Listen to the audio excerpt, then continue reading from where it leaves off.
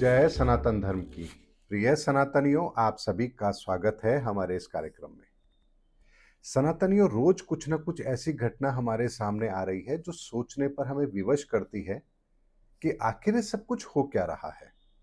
रोज ऐसी घटनाओं का होना ऐसा दर्शाता है जैसे कोई भी व्यक्ति इस समय पर किसी भी परिस्थिति में क्यों ना हो, वो बच नहीं सकता। आपको लगता है दुनिया के अंदर परेशानियां तो और देशों में चल रही है, भारत के अंदर भी होगी तो वो राजनीतिक स्तर पर होगी, आर्थिक स्तर पर होगी। हम आम इंसान को इससे क्या फर्क पड़ता है। तो आज के वीडियो के अंदर हम कुछ उन बातों पर डिस्कस करेंगे जो बहुत ही महत्वपूर्ण है और हमें यथार्थ को समझने के लिए एक सनातनी मार्गदर्शन भी जरूर देगी।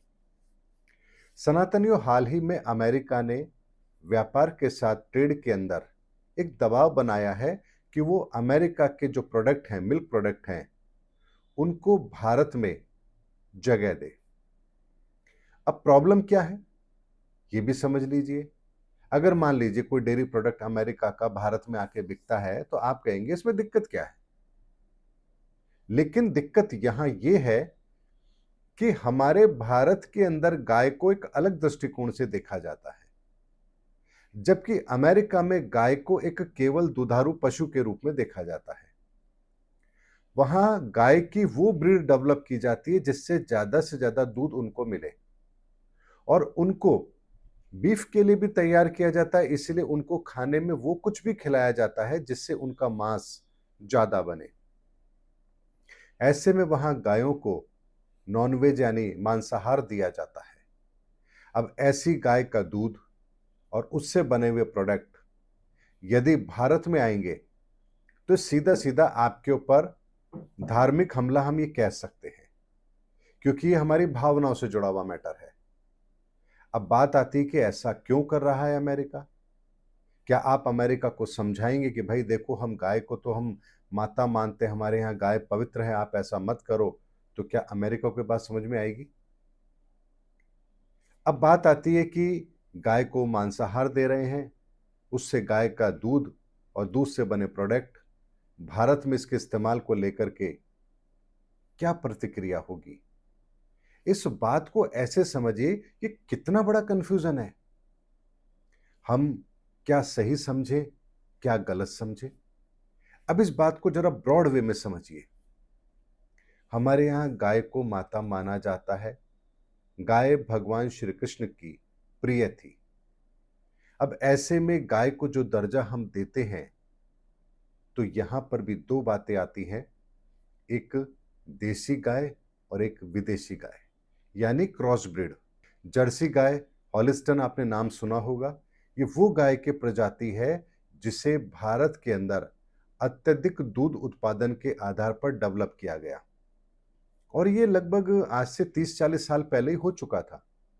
मुझे अच्छी तरह याद है, बचपन के अंदर मैं जब दूध के बारे में बातचीत होती थी तो पता लगता था ये तो जर्सी गाय का दूध है, बहुत ज़्यादा क्वांटिटी में देती है, और गांव में लोगों ने बहुत बहुतायत में उसे स्वीकार किया था क्योंकि वो सीधा सीधा उनके आय के साथ जुड़ा हुआ स्रोत था। ऐसे में देसी गाय जहां 5-6 किलो दूध देती है, वो 15-20 किलो दूध देती थी। तो ऐसे में लोगों का उसके तरफ आकर्षित होना स्वाभाविक था। लेकिन बात यहां इतनी सी नहीं है। हमने भी दूध के उत्पादन के लिए गाय के गौवंश के साथ में जो छेड़छाड़ की है, क्या ये अपराध क्षमा योग्य है।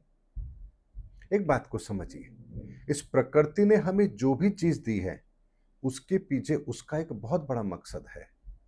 लेकिन यदि हम उस प्राकृतिक चीज से कुछ छेड़छाड़ करते हैं तो इसका परिणाम, दीर्घकालीन परिणाम जब हमारे सामने आता है तो हमारे पास पछताने के अलावा कुछ भी नहीं रहता।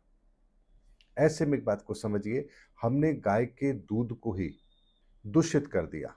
यानी जो जर्सी गाय है उसके दूध में और जो देसी गाय है उसके दूध में बहुत बड़ा फर्क है। अब इस फर्क का असर हमारे शरीर पर भी पड़ेगा, क्योंकि हमारा शरीर उस दूध को ले रहा है, तो उसके द्वारा जो चेंजेस हमारे भीतर आएंगे उसका तो हमने अभी तक कुछ एनालिसिस भी नहीं किया है। अब कुछ लोग यहां पर एक नई विचारधारा लेकर आ रहे हैं कि हम वीगन हैं, यानी हम दूध का ही सेवन नहीं करेंगे, दूध के बने हुए प्रोडक्ट ही इस्तेमाल नहीं करेंगे। ये बात भी आप लोगों को पता है। अब बात आती है कि यदि हम भी दूध के उत्पादन के लिए अगर पूरी गौवंश को ही संक्रमित कर रहे हैं, तो यहां अमेरिका भी तो अपने फायदे के लिए गौमांस तैयार कर रहा है। अब यहां जो वो बीफ के लिए गाय तैयार कर रहा है, उसको और हमारी देसी जो गाय होती है, उन दोनों को क्या आप कंपेयर कर सकते हैं? क्या आप ये कहेंगे कि हाँ, वो जो कर रहा है गलत है, हम जो कर रहे हैं वो सही है? निस्संदेह सनातनी उस बात को समझिए, ये जो राहु का समय है, जो युग परिवर्तन का समय है, ये हम सबके सामने वो भ्रांतियां लाकर खड़ा करेगा कि हमें सोचने पर मजबूर होना पड़ेगा कि आखिर सही क्या है, गलत क्या है। अगर वो बीफ के लिए गाय को तैयार कर रहे हैं, अगर वो गलत है, तो क्या हम दूध के लिए जो गाय का वंश संक्रमित कर रहे हैं, वर्ण संकर पैदा कर रहे हैं, क्या वो गलत नहीं है? क्या ईश्वर की निगाह में दोनों अपराधों को अलग-अलग करके देखा जाएगा? सनातनियों, एक बात को समझिए, प्रकृति के किसी भी नियम से यदि आप छेड़छाड़ कर रहे हैं, तो आप गुनहगार हैं, चाहे फिर वो गुनाह आपके छोटे लेवल का हो या बड़े लेवल का। जैसे चोरी चोरी होती है, चाहे 1 लाख की हो या 1 करोड़ की हो। इसी तरह से सनातनी एक बात को समझिए, आने वाले समय के अंदर भी ऐसी बहुत सारी परिस्थितियां हमारे सामने आएंगी, जहां हमें यह निर्णय लेना पड़ेगा कि आखिर सही क्या है, गलत क्या है। और यदि आप अपनी बुद्धि के लेवल पर इनका निर्णय करेंगे, तो आप कंफ्यूजन में जरूर रहेंगे। क्योंकि जहां आपकी मान्यताएं हैं, वहां आप उसको सही मानेंगे, जहां आपकी मान्यताएं नहीं हैं, वहां आप उसको गलत मानेंगे। यानी अमेरिका के पॉइंट ऑफ व्यू से वो सही कर रहा है, क्योंकि उनके यहां बीफ खाना आम बात है। लेकिन भारत के पॉइंट ऑफ व्यू से चीज गलत हो जाएगी, क्योंकि हम गाय को माता मानते हैं। और गाय अगर मांस खा रही है, उस गाय का, उस संक्रमित गाय का और उस अनुवांशिक छेड़छाड़ की हुई गाय का यदि हम मिल्क प्रोडक्ट ले रहे हैं, डेयरी प्रोडक्ट ले रहे हैं, तो यहां हमारी भावनाएं आहत होती है। ऐसे में सनातनियों, ऐसे बहुत सारे कंफ्यूजन हमारे बीच में भी आएंगे और धीरे धीरे इनका विस्तार और होता चला जाएगा। ऐसे में एक बात को समझिए, मैंने आपसे बहुत पहले भी कई वीडियो में कहा है कि आप चाहें या ना चाहें, आपको इस धर्म युद्ध में तो शामिल होना पड़ेगा। अब ये मुद्दा ही ऐसा है कि आप चाहें या ना चाहें, आपको अपनी प्रतिक्रिया तो यहां देनी पड़ेगी। अगर सरकार इस प्रोडक्ट को अलाउ करती है, तो भी आपको प्रतिक्रिया देनी पड़ेगी। अगर सरकार इस प्रोडक्ट को अलाउ नहीं करती है, तो अमेरिका के द्वारा जो प्रतिक्रिया होगी, उसके ऊपर आपको प्रतिक्रिया देनी पड़ेगी। यानी प्रतिक्रिया तो आपको देनी पड़ेगी। इसीलिए मैं आपसे कह रहा हूं कि युग परिवर्तन के समय में आप निष्क्रिय रह ही नहीं सकते हैं। आपको इस माहौल में शामिल तो होना पड़ेगा, लेकिन इस पूरे माहौल को समझने के लिए हमें एक सनातन दृष्टिकोण चाहिए।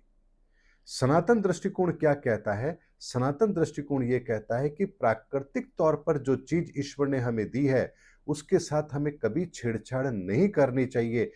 ऐसे में जो देशी गौवंश है, उसका संवर्धन हमें करना चाहिए। वो प्राकृतिक तौर पर हमारी भलाई के लिए ईश्वर ने हमारे बीच में शामिल की है। लेकिन ज्यादा दूध के उत्पादन के लिए हम उसके वर्ण को ही संक्रमित कर रहे हैं। जर्सी, हॉलिस्टन और कई तरह की विदेशी नस्ल हमने बनाई। ये हमारे लिए बिल्कुल भी ठीक नहीं है। अगर ये ठीक नहीं है, तो जिन गायों को बीफ के लिए पाला जा रहा है और जिन्हें मांस खिलाया जा रहा है, वो तो बिल्कुल भी ठीक नहीं है। ऐसे में केवल अपनी आवश्यकता की पूर्ति के लिए इतना बड़ा परिवर्तन करना, ये बिल्कुल भी ठीक नहीं है। और इन परिवर्तनों को करते करते हमें बहुत समय हो चुका है। इसीलिए ये विकराल रूप जो आज हम देख रहे हैं, ये हमारे सामने है।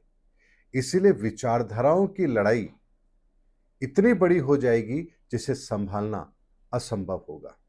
क्योंकि कोई चीज आपके धर्म में पवित्र मानी गई है, तो किसी और धर्म में वो पवित्र नहीं मानी गई है।